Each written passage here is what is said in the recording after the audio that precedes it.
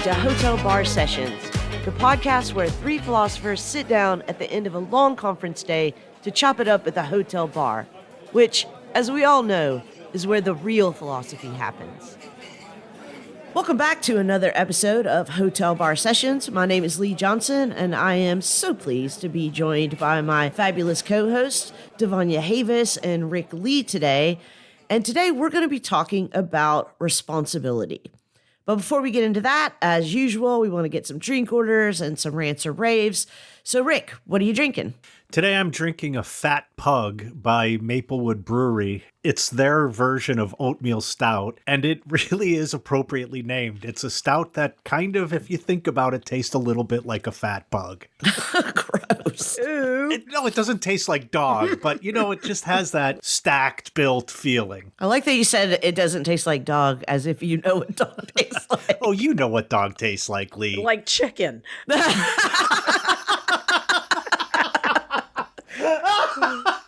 Oh, we've already lost a co-host. Okay, I'm okay. Today I am raving about jazz and bossa nova singer Karen Souza.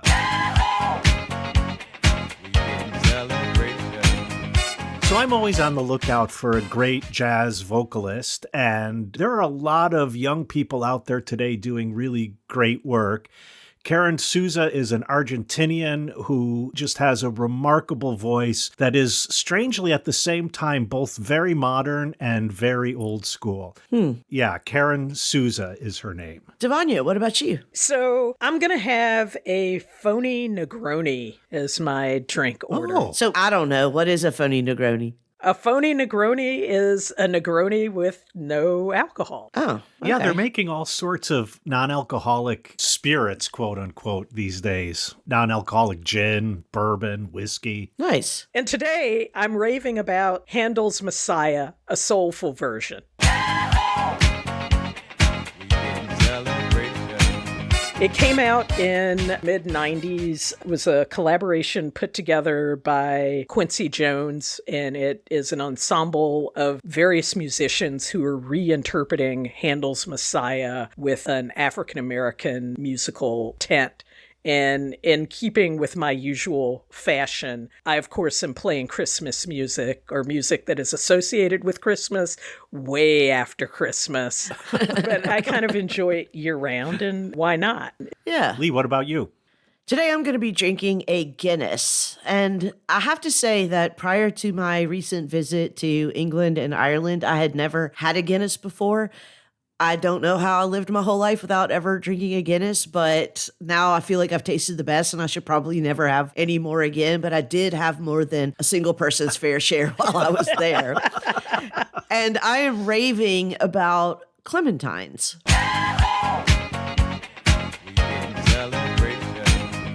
This is also related to my recent trip. On the flight back from Manchester, I was given a diabetic-friendly meal on the plane, and it included a clementine, which I have never had. And I was unaware that they made these very tiny little delicious oranges that don't spike your blood sugar like big, fat, normal oranges do. And now I'm just completely addicted to clementines. So yay for clementines. Woohoo. All right, so today we are talking about responsibility. And Rick, this is your topic. How do you want this conversation to go?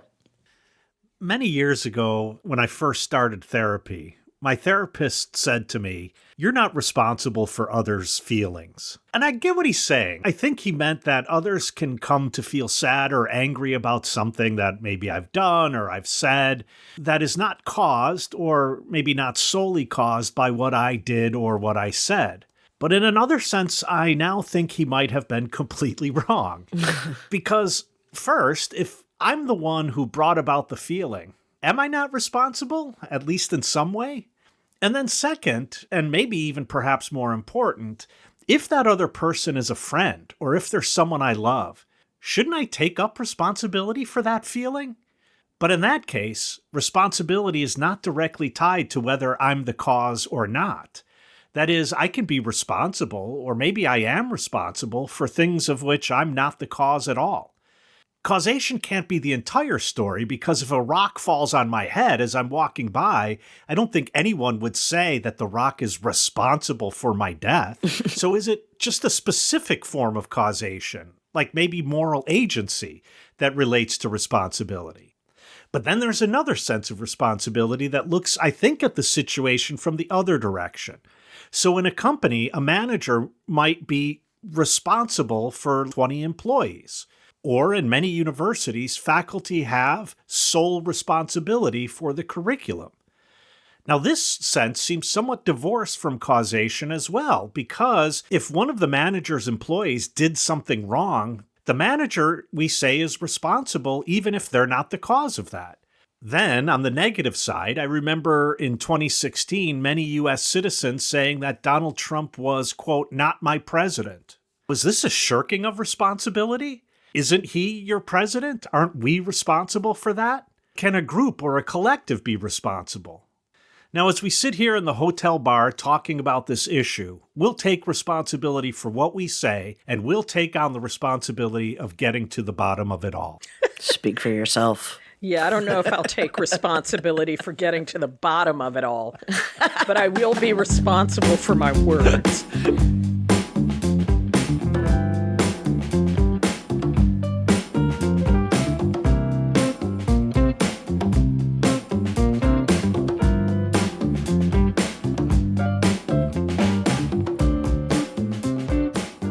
In preparing to talk with you both about responsibility, I started with the word because literally it contains response and ability. That is, the ability to respond or offer a response.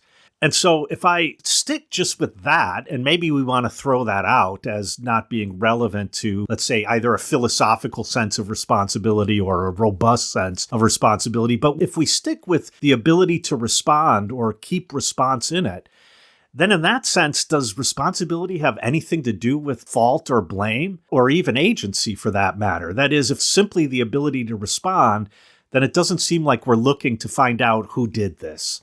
I like the idea of keeping the response and the able to respond, because it strikes me that that is part of what we mean when we begin to talk about moral agency, that one has a capacity, but also a duty or obligation to be engaged, to respond, and that maybe the moral culpability comes when one is not responsive, or one responds in an adverse way. I want to keep the capacity to respond to something as part of responsibility, but also I'd like to add the idea that one needs to increase the capacity to respond to certain things.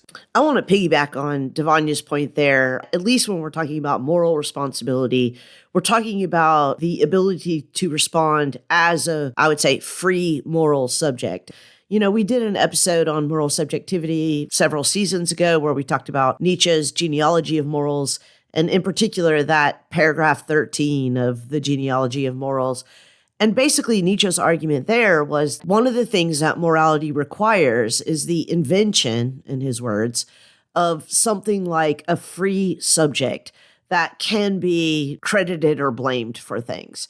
And the freedom is important there because if I'm going to be credited for something or blamed for something, it must be the case that I could have done otherwise. I could have chosen otherwise. And so whatever response I gave or enacted is something that I can be credited or blamed for. I can take responsibility for or be assigned responsibility for because as a free moral subject, I could have done otherwise. Can I poke at that just a little bit? Because I'm wondering how far that has to go. Let me put it this way. In the law, let's say, we could point to all sorts of sometimes called mitigating factors. These are usually ways in which my action has been impacted. Another word for that might be caused by things other than myself. Mm-hmm. It might be my family history. It might be my economic circumstances. It might be my brain chemistry, addiction, all sorts of things in which it seems to me we're saying you're actually not free, or at least totally free in this, and yet you're still responsible. Can I choose a slightly easier example of what I think you're getting at here? So If I were to, say, walk down the street and rob the corner store, people would say, you're responsible for robbing the corner store, right? Like, I am the direct forensic cause of that crime. But if I put a gun to your head, Rick, and say, if you don't go down to the corner store and rob it, then I'm going to kill you, I think that most of us would still say that I, Lee, not you, Rick, are responsible for robbing the corner store. And the reason is because in that scenario, you have more or less stopped being a free moral agent. You've just become a tool for me to rob the corner store, right? Like, you're no different than a gun or I don't know what else people rob corner stores with, but something like that. You're just a non-free instrument in something that ultimately I am responsible for.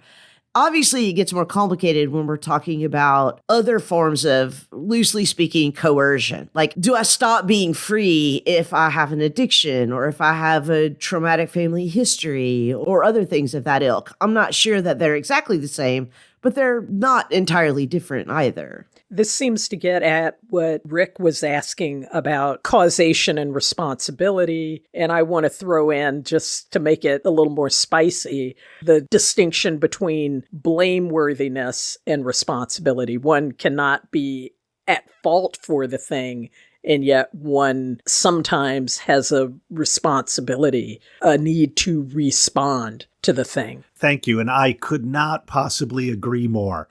To the extent that we could say that I am responsible for, or I should be responsible for, things of which I am not the cause, to that extent, I think my freedom to do or not to do is not necessarily central to the question of responsibility. Lee, could I maybe trick your inner Sartrean to come out and say your gun to the head example is not an example of me not being free? That I am free to still say no? Yes, you absolutely could. And that is a question I want to just put in brackets for a second so that I can instead say that I could not possibly disagree with what you guys were just saying Even more. anymore. And in this way, I think that when we're saying that someone is blameworthy or someone is responsible, those are not as easily separable as you guys are indicating here. We might say that someone is the cause of something. So to use the example that I just used, Rick is the cause of the store being robbed. Mm-hmm. But Rick is neither blameworthy nor responsible for it. He's just, in a simple forensic sense, the cause of the store being robbed. I think that blameworthiness and creditworthiness, so responsibility, has to do with the freedom of the moral agent engaging in some kind of an action. Now, to reopen the brackets and to get back to what Rick said about tickling my inner Sartrean. I said tricking, but you had to make it dirty. Yes. What is required to tickle your inner Sartrean? Not much for me, really. Like, let's just be honest.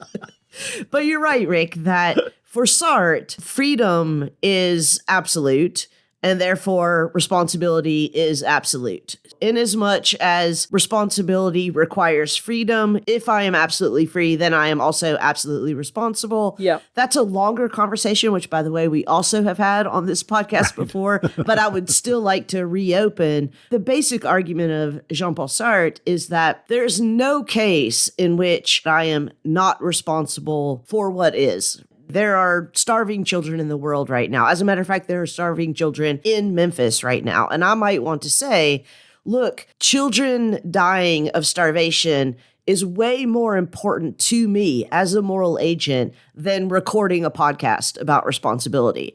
But the fact of the matter is that I woke up today, and what I freely chose to do is to prepare and then sit down with the two of you and have this podcast recording about responsibility, and not what I could have done, which is to go seek out starving children in Memphis and try to help them.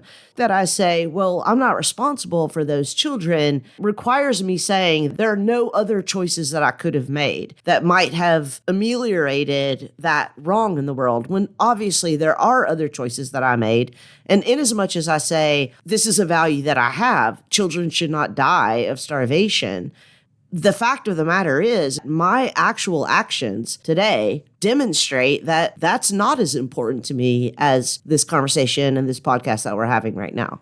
Like, I don't quibble with your reading of Sartre. Absolutely spot on.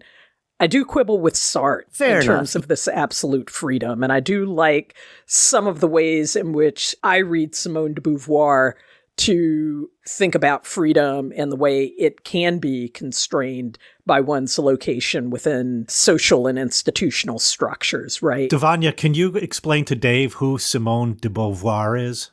Simone de Beauvoir is another French philosopher who was an interlocutor with Sartre. They were in a romantic relationship. Simone de Beauvoir saw herself as a novelist, not a philosopher, but she is credited with ushering in much of feminist philosophy, and one of her central concerns was the idea of womanhood and also addressing the conditions of women within specifically the Western world, even though she expands, but really her focus was the experience of women in the Western world and how we can begin to talk about what freedom constitutes for them, the lived experience of women, as well as understand the ways in which we can empower women to assume the kind of absolute freedom that Sartre talks about. Specifically in the ethics of ambiguity, she is talking about the idea in which our projects of freedom bump up against other people's projects of freedom. Right. And how do we negotiate that, especially around questions of ethical responsibility. Rick's asking you to give us a biography of Simone de Beauvoir might have cut off your point. Your point, I think, was to say that you believe, or it seemed like what you were leading into, is that you believe that Beauvoir offers a correction in some ways to what it sounds to me like you're suggesting is exaggeration of what Sartre calls absolute responsibility. Right. Because it depends upon an idea of absolute freedom that I can freely choose, or that the actions I take are an indication of me freely choosing the things that I see as meaningful in the world. I mean, as distinct from the things that I profess to have meaning. And I take that to be your point about finding hungry children in Memphis reprehensible, and yet you're choosing in the way you act to do something that is not speaking directly to that moral outrage. And I don't know that there is such a thing as absolute freedom, especially for certain social groups. I don't wake up in the morning and go, gee, as a Black woman philosopher in the United States, I am absolutely free. Mm. Now that my inner Sartrean has been completely tickled, I just want to say that I also don't wake up as a queer woman in the United States and think to myself, oh, I am absolutely free. I am constantly confronted by demonstrations of ways in which I am not free or not meaningfully free.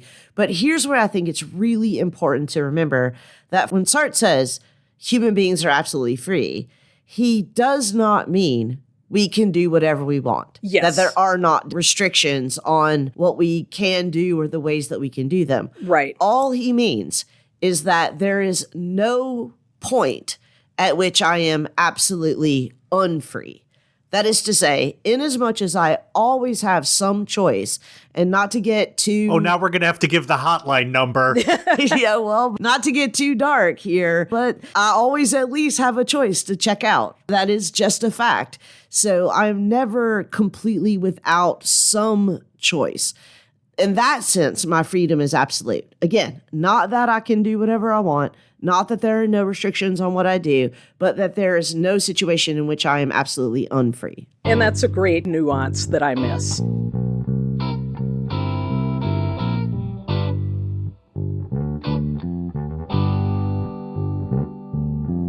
Enjoying the conversation?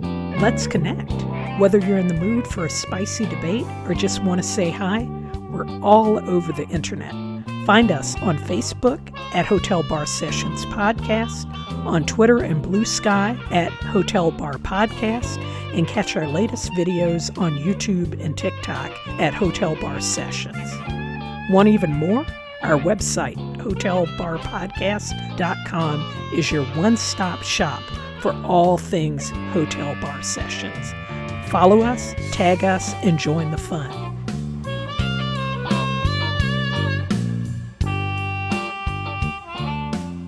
Let me ask both of you this question because I'm a little confused myself.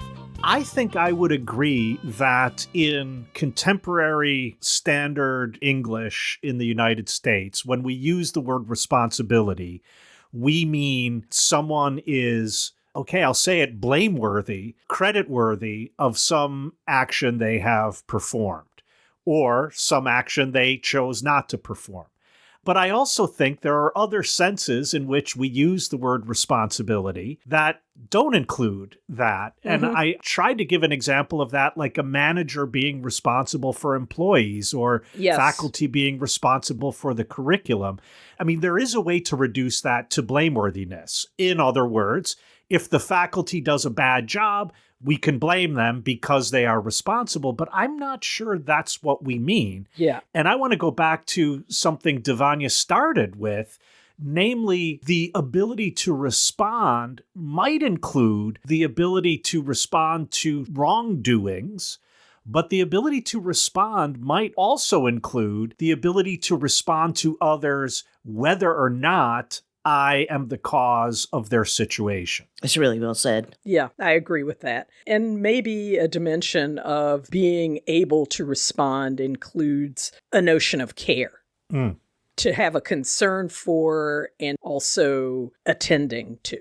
That's what I mean by care in this sense, that, as you said, even if I am not to blame for it, I need to attend to this, and maybe it needs to be a concern for me.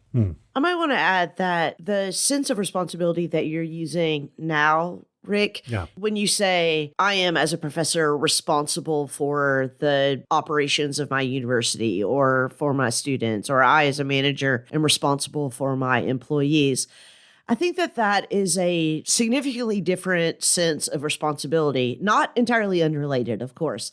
I mean, it still does, I think, come down to blameworthiness and creditworthiness, but it is different in this sense that there we're talking about responsibility as a operative function in what I want to say is meaningful world building. So when I say I am responsible for my students, that doesn't mean that I can be blamed, of course, for everything that my students do. Right.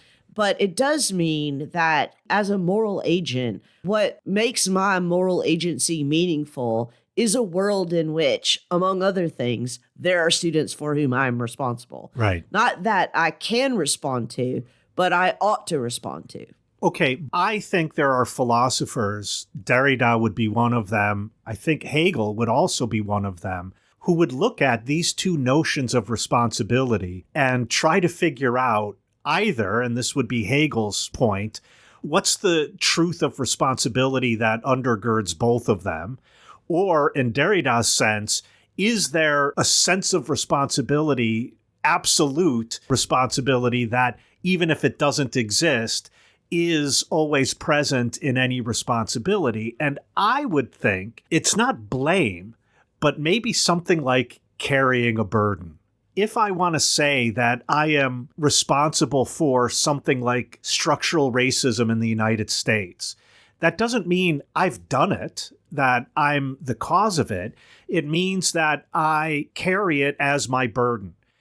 If I am responsible for robbing the convenience store, in Lee's earlier example, not with a gun to my head, but just walking down the street and I knock over the convenience store, that's my burden to carry as well. And I wonder if blame is actually the issue here. If I could, and this might be saying the same thing, I think the issue here is that whenever I am responsible, it will inevitably include some level of creditworthiness or blameworthiness. But the most important thing about my responsibility is that it requires, in Derrida's terms, a decision. We're now talking about something in which I, as a free agent, and I mean, Derrida's not so much a fan of, free agent as most people, but nevertheless, it must be a case in which I have to make a decision in which, importantly, and this is where Derrida has a lot to offer, that decision is not simply a calculation. Right. It is an actual decision. It is something that I have to posit as, for lack of a better word, a value. that I am endorsing or refusing to endorse. Does it include judgment? I'm sorry, I couldn't resist. For listeners out there, if you're not listening to our episodes in sequence, seek out our episode on judgment, where Lee and Devanya gang up on me. As we are wont to do. Aw. I just want to ask the question. So part of my curiosity as we talk about blameworthiness and creditworthiness, Rick, you framed it in terms of a burden. Yeah. What I haven't yet heard us bring up, and I'd like to bring up, is the idea of harm. Because blame usually is linked to the idea of harm. When you're talking about responsibility for structural racism, I think about that not only as including harm, but also benefit. Within a certain position of racial hierarchy, one obtains benefits that perpetuate certain kinds of harms. Yeah. Even if you didn't initiate this structure, even if you're born into it, there are ways in which you're not blameworthy, but having it as a concern or an issue toward which you exercise other forms of care, that's what we begin to mean by responsible. And for me, that's an important distinction because, I mean, as I often heard in college, my family didn't have slaves. Right. I don't have anything to do with this. Mm-hmm. I want to go there. Yeah. I think this is a really important point. I also just, as a preface, want to point out that harm or benefit don't always have to do with responsibility. So to use Rick's earlier example, if a rock falls on my head, I'm harmed, but the rock is not responsible. Or if I'm walking into a building and somebody opens the door in front of me and it just so happens to stay open long enough for me to walk in, I'm benefited, but the other person is not credited, with doing something beneficial there. So I do think that we have to separate benefit and harm from blameworthiness and creditworthiness. And again, I just want to suggest that the operative difference there is, was a decision made? Right. But if one makes a decision and harm is caused, but they didn't intend harm in making the decision, they're still blameworthy. And maybe that's what you're getting at. Yeah, that's exactly what I'm getting at. If one makes a decision, now we're talking about credit and blame. If no decision is made, we're not talking about credit and blame. Just give me a second, though, to go back to your example of people saying, well, my ancestors didn't own slaves, so I'm not to blame. That person is to blame for the perpetuation of structures that they benefit from. So it's not the case that harm and benefit neatly map on to credit and blame. Mm-hmm. But right. If decisions are being made, it is the case that credit and blame map onto what we're calling, I think, a responsibility for those decisions. What if I am not aware of the ways in which I am deciding these things, right? So I think there are places where decisions are so embedded into our everyday actions that we are not necessarily fully aware that we are making decisions. Or another dimension of that would be that things have become so habitual that we no longer recognize it as a decision or feel that we are in conditions where we really aren't deciding. I mean, again, here you're tickling my inner Sartrean. Like what Sartre would say is that we also have to think about what we are aware of or refuse to become aware of as part of decisions that we make in our lives every day. So yes. Somebody just got shot in, Beijing. A store just got robbed in Manila.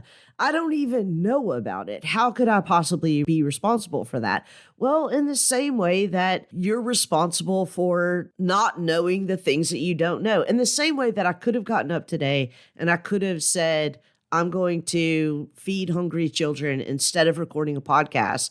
I also could have gotten up many days before today and said, I'm going to educate myself about the conflict in Palestine, or I'm going to educate myself about institutional racism. Those are decisions that I made, and I have benefited or been harmed by making or not making them.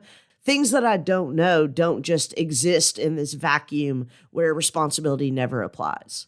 Let me just say, from my perspective, I am worried, and I'm trying to figure out why I'm worried, about reducing responsibility in a moral sense to credit and blame. This kind of calculus seems to me not to be either what we mean when we talk about the good and living the good life, nor is it what we ought to mean when we talk about the good and living the good life. If I put responsibility in the context of the good and living the good life, is there a sense of responsibility that is not just about blame and credit? Let me put it a different way. I think it is the case that most moral philosophy has little or nothing to do with making moral decisions. I should say I'm stealing this argument from Christine Korsgaard. I'm not stealing it. I just gave her credit. You're resourcing it. Right. Resourcing. Yeah, I'm using it to advance it in a different context. On her argument, and I think I agree with this, much of what moral philosophy is ways of giving reasons to others for things we've done. Often I think philosophers teach moral philosophy by saying, okay, here's virtue ethics, and here's Kant's deontological ethics, and here's utilitarianism, and here is de Beauvoir's existentialist ethics, and okay, here's a problem. Now let's work it through each of these. But when I do something and you come to me and you say, Rick, what the hell? I need to provide you reasons. My reasons would have to be something like, the greatest good for the greatest number, or it's what leads to the good in the end, or something. None of that is about really credit and blameworthiness. It's more about giving reasons. No, I disagree, but I could disagree with you less. So I agree with you that ultimately the issue in ethics is about how we exist in the world with others. Right. Nevertheless, I think how we exist in the world with others is included in the idea of credit and blame. So when you said, I need to be able to make explanations to others of why I did a certain thing or how I came to decide to do a certain thing, that explanation is a recognition that my actions are going to be credited to me or I'm going to be blamed for them. Like if I lived in a world all by myself, if I lived on a desert island all by myself, credit and blame would have no valence. And I think probably responsibility would have no valence either, moral responsibility. But because I don't live on a desert island all by myself, it is the case that if I'm existing in a world with other people and I want to act ethically, then it is going to be about credit and blame. I want to quibble. Because I think there is something between or alongside credit and blame. Like, I don't want to displace credit and blame, but I want to say that I find them limited dimensions in thinking about building an ethical and moral world of people who are very different, who have different understandings about what the common good might constitute or what a particular group deserves or ought to receive. We have diverse opinions about that, and it strikes me that one is responsible for engaging conversations about this. And I think part of that is the responsibility of being a citizen. And so harm and benefit, I think, offers some other dimensions for this discussion about blameworthiness and creditworthiness. I don't think that anything that I said disagrees with that. I don't think that anything that I said suggests that we don't actually disagree about what should be credited and what should be blamed. Right. And I'm not attributing this viewpoint to you, Devanya, or to you, Rick. But just to state it straightforwardly, my suspicion is that most critiques of any ethical theory, and especially critiques that involve how a particular ethical theory assigns credit and blame or understands credit and blame or understands moral responsibility, are at bottom ways of avoiding responsibility. Right. And I think often we as philosophers create these moral philosophies that are not necessarily embedded in the world. And then we try and retrofit them to solve problems that we encounter while ignoring a lot of other kinds of issues like colonialism in its settler form and its imperial forms.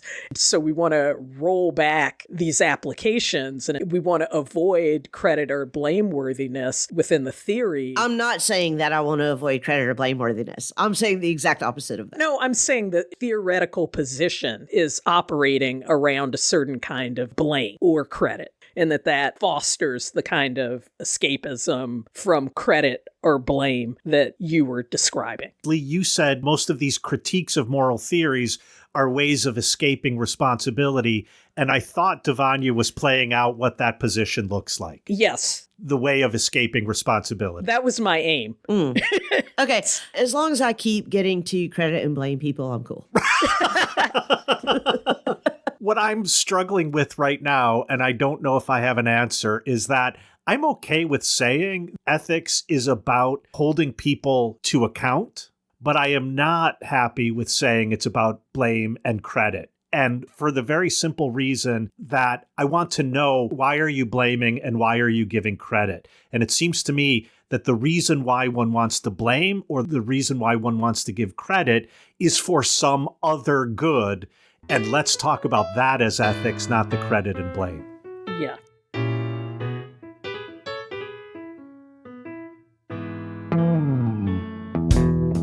Hey, Hotel Bar Session listeners, this is Rick Lee.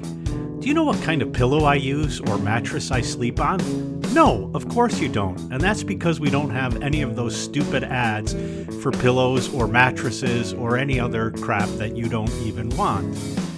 We are supported by you, our listeners. And if you want to keep our late night conversations flowing, why not do the equivalent of buying us a drink or giving us a high five?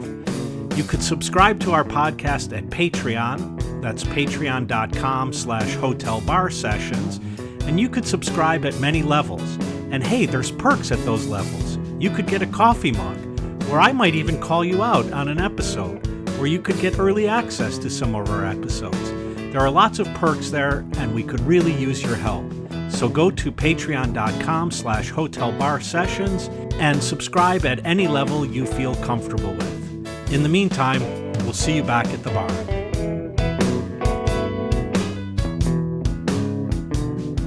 So at the end of the last section, Rick said that he's really worried about the ends to which people use credit and blame for other projects, other kinds of discussions of responsibility. And although I think that's a really interesting question, I think that is what philosophers would call a meta-ethical question.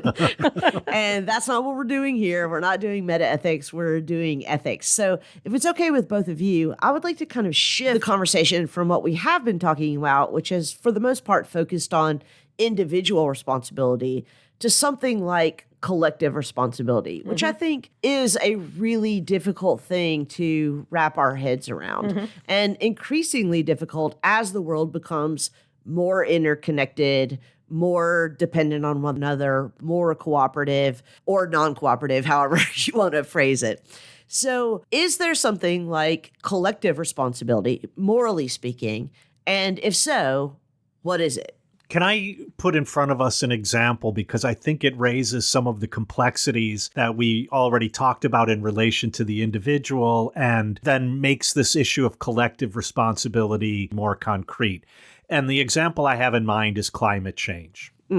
I think, and maybe I'm wrong about this, but from the time I've had enough reason and sense to come to study and learn about the human impact on the climate, it was already too late. Before that, I don't think anyone could say I was responsible for my lack of knowledge, or I can be blamed for my lack of knowledge. But I am responsible for climate change now, even though if you trace the lines of causation and even blameworthiness, I don't know that it makes sense to blame me. Yet I think I ought to take responsibility for it. And is that because of its relationship to collectivity and the fact that it requires more than just you to affect climate change? Well, this goes back to why I think my point at the end of last section was not a meta-ethical point, but in fact, the central ethical point. Namely, that if ethics is about living together well, then I think it is my responsibility to add to and work together toward that living together well. If that means dealing with the climate catastrophe, then it's my responsibility. I agree with you. And I think this in many ways parallels another structural problem that Devanya brought up earlier, namely systemic racism.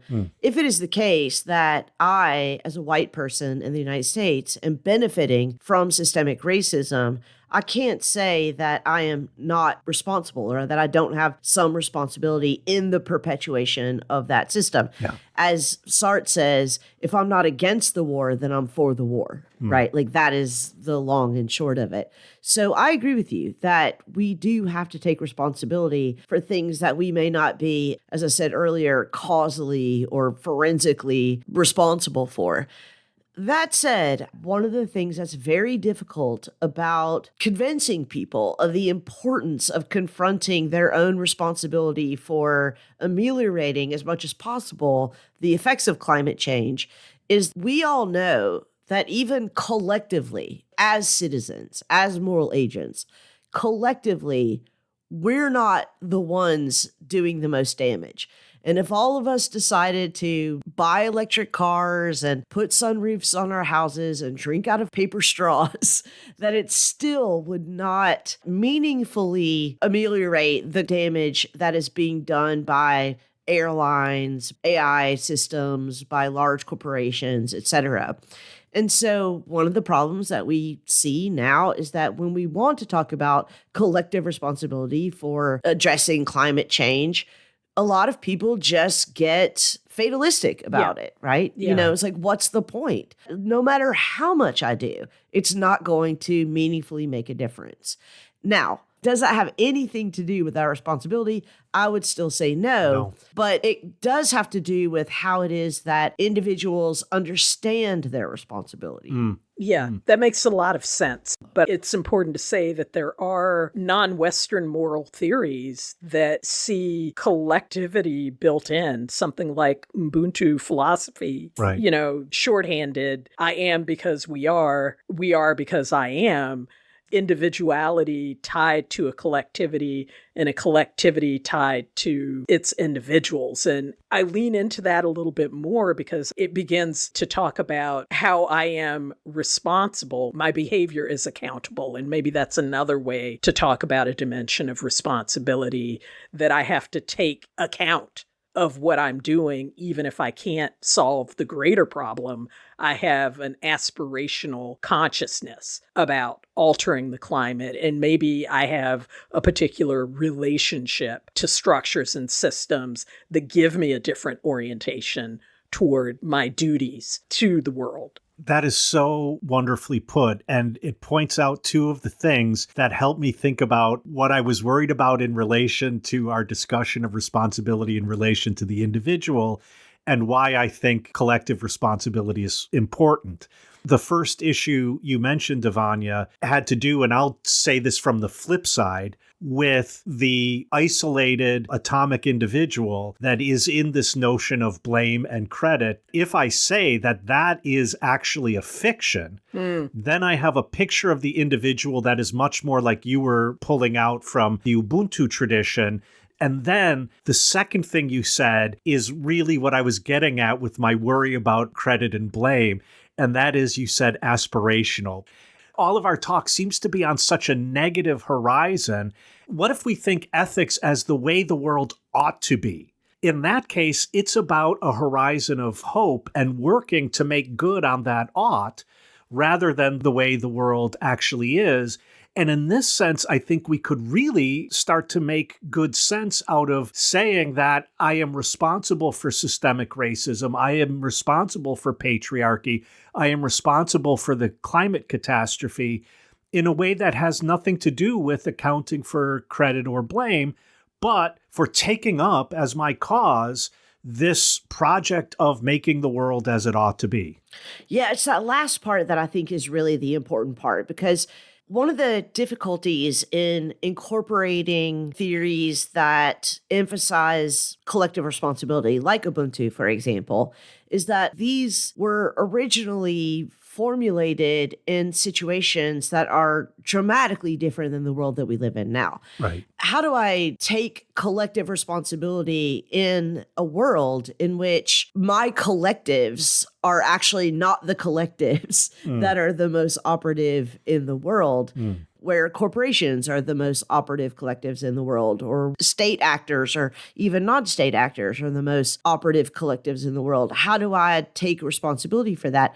Here's where I think what Rick just said, which is that it's not just about saying, okay, now I'm going to do my ledger of what I'm responsible for or not responsible for, like my credit and blame ledger every day, but instead saying, given my understanding of how things are operating, what can I do to create a better world? And that's where we're going to inevitably have to get back to not thinking about collective responsibility as just credit and blame. And yes, I am 100% aware that I'm backtracking on what I said earlier, but not just about credit and blame, but also about what is to be done. Yeah. Ultimately. And there we've got a model both for formulating the kinds of moral agents that we need in the kind of world that we're in, and also thinking about how we might collectively decide. For me, going all the way back to the beginning of this conversation, ultimately responsibility is about a situation in which a decision has to be made, and collective decisions have to be made just like individual decisions have to be made. Yeah. So we got to work out how we are going to promote the common good. I'm certain I'm going to have some differences in my viewpoint about what constitutes things that bring us closer toward a common good and that move us away from a common good. And I really like this idea of a common good, which I borrow from Catholic social teaching. We aspire for a good, and we need a good in common, and it's not given. Yeah. We have to work out how we're going to arrive at the aspirational goal. What kind of target, so to speak, are we erecting? That's something collectively that we come up with. So I just want to point out something for the sake of listeners that is commonly discussed in philosophical circles, but may not be obvious to everyone, which is that when Devanya talks about what we are going to do, like the capital W, we, the royal we, or what collectively we're going to do, it is more or less taken as a given in academic philosophy anyway now that there is no We. capital W, we, right? Like, that we're all intersectional. So by that, I mean that our individual identities cross over many communities and intersect with many communities and often conflict even in one individual in the way those communities' interests and risks are evaluated. Yes. So Rick is a white, male, professional, educated philosopher. I am a queer, white woman, probably lower class than Rick anyway, philosopher. Lower class in both senses of class, let me just tell you. And Devanya is a Black woman, educated, professional. We have so many different identity points overlapped in our individual identities. So all of our individual identities are intersexual. Intersexual. I like that. Sorry. That's how I identify. Maybe also that, but I meant to say intersectional. And that means that our community investments are also intersectional. So when we say that we need to act towards some common goal, and I feel like I've heard this repeatedly in what you've been saying, Devanya, is that these are always going to be conflictual negotiations, right? Right. Like conflict-laden negotiations. Precisely. It's not easy just to say what the collective good is. I agree wholeheartedly, but it seems to me there are two senses in which a collective is a we. One is, I think, the sense you've been talking about, Lee, in which I belong to differing communities. And so for me, there are many different we's, but then there are also we's that I can't get out of as much as I would love to. To go back to what I said in the introduction, this is what upset me when people were #NotMyPresident. I'm like, it doesn't work that way. You don't get to say that because, like it or not, we're a we. Yeah. And I wish we weren't. I'd rather not be, but here we are. That's a struggle within the we, trying to work out, it seems right now not so well, the good in common, the common good. Then there are other we's I am both a part of, even if I don't want to, and a part of because I want to, because in fact, our striving for such and such a good is what in fact makes us a community. This is a point Aristotle makes in the Nicomachean Ethics, that the best kind of friendship is when I'm a friend with someone because we're both friends of the good. We're a community because we both think that this is a good that ought to be pursued. That is, we want to work together to create this world that we want to live in because this is the way the world ought to be, and that constitutes the community. But I also want to reemphasize Devonya's point about the way in which this is worked out. And I don't mean this in a violent way. I don't mean this in a negative way, but it's worked out in a kind of contestation together. And I raised that because I think at this point in history, there are a variety of contestations. I'll blame it on social media, but I know this is a fraught place to place blame and not credit. But I think we are not having collective conversations. And maybe this is leaning into the distinction between collective pursuit of responsibility or collective responsibilities contrasted with something that we might call political responsibilities. And I would venture to say that they overlap. My commitments to justice have a lot to do with the communities that I occupy. That in turn says something about my political engagements, namely my engagements within the context of the U.S. democratic structure, for lack of a better description. If I could just for a second return to Ubuntu philosophy, which Devanya mentioned earlier, which is a African ontological structure that, as Devanya rightly stated, posits that I am through other people. I am through the we. It was probably made most famous in the early 90s when the South African Truth and Reconciliation Commission was doing its work. So just as a reminder for those who might not be familiar with this history, South Africa up until basically 1990 was an apartheid state, a legally apartheid state. And at one point decided to transition to a newly democratic, multiracial democracy. The Truth and Reconciliation Commission was the body charged with making this transition and, hopefully making it peacefully. One of the things that the Truth and Reconciliation Committee acknowledged in their reports was in order for the country to move forward after literally decades of disappearances, violence, structural and individual and collective atrocities, in order for the country to move forward, they were going to have to find a way to collectively take responsibility for what had happened. Now, this might sound to a lot of people obscene. Of course, everyone was not responsible for apartheid. There were very clearly people who were responsible for it and people who suffered at the hands of it. Nevertheless, what the South African Truth and Reconciliation Committee put forward, basing it on this very philosophy of Ubuntu, is that what has to be done in order for us collectively to take responsibility for where we are and what we've become is that we collectively have to find a way to restore the nation.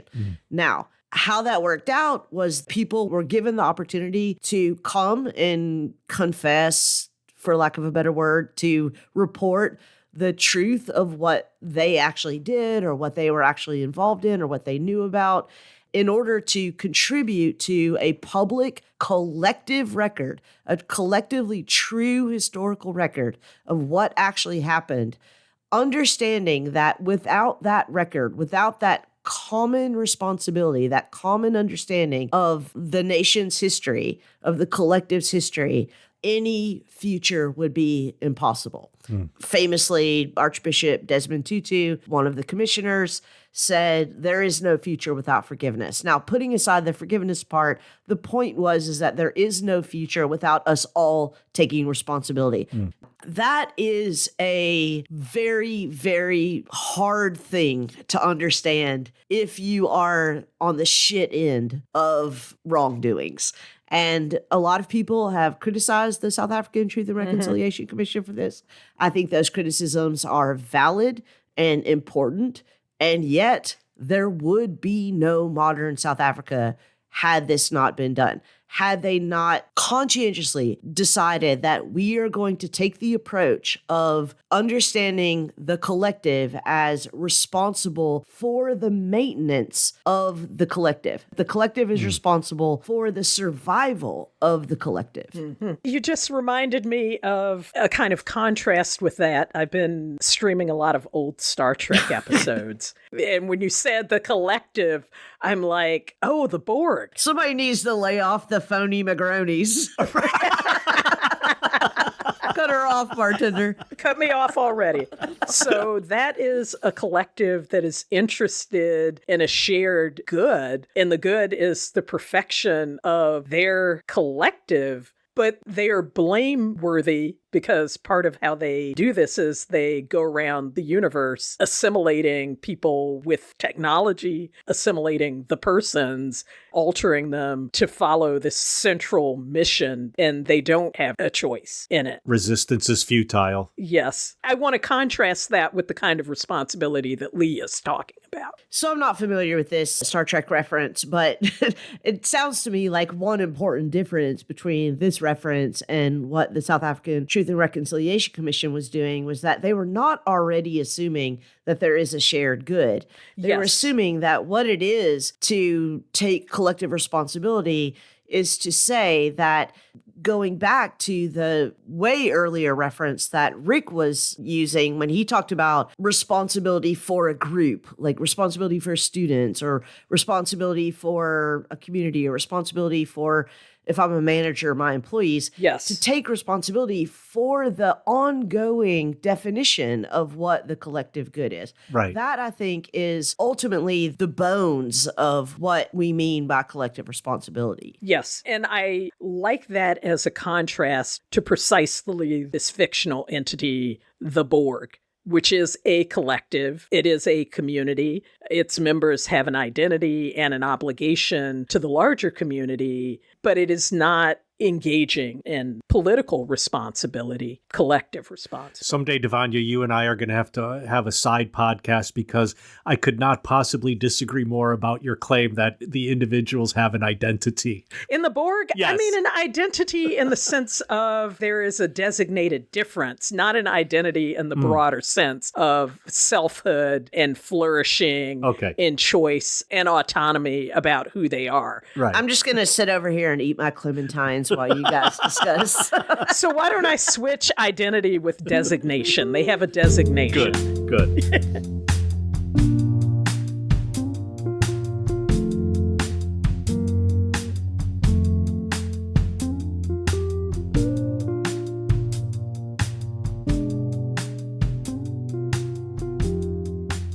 So can I ask the two of you, is Donald Trump your president? Are you responsible for him being president? So, first of all, fuck you. And second of all, no.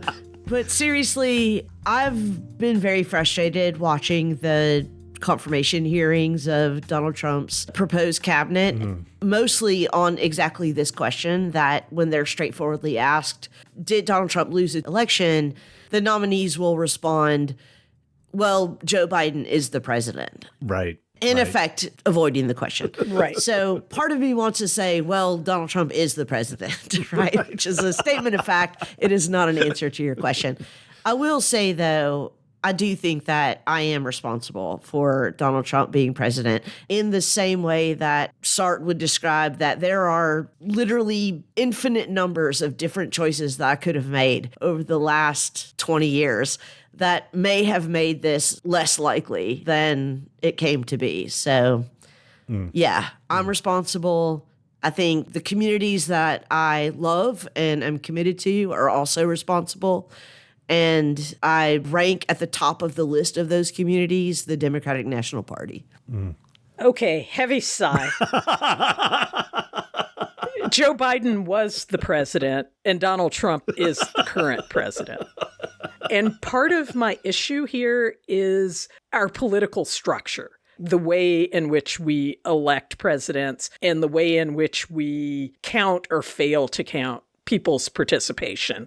Like, let's talk about who's disenfranchised. And it is not unlike the disenfranchisement of formerly enslaved people. Right. We have incarcerated people who cannot vote, but who are counted as part of the population. That goes to congressional representation. Right. We have districts that are cut up in ways that give certain parties advantage.